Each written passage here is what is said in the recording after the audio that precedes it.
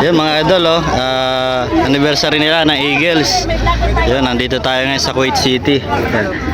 Ano nila, project nila, nagpulot sila ng basura dito sa tabing seaside mga idol. Yun, lupit itong mga to. Talagang nasa puso nila yung kanilang ginagawa ng mga idol. Yan. Mga Eagles yan mga idol dito sa Kuwait. Eagles International Kuwait, no? Yan. Salute sa inyo mga idol. Happy anniversary. Ito mga idol yung mga Eagles dito sa Kuwait. Ito yung mga napulot nilang basura mga idol. Lupit. Yan o. Diba? Ito yung project nila ngayong araw mga idol. Dito sila naglinis idol. Yan o. Nilinis nila to. Itong beach na yan.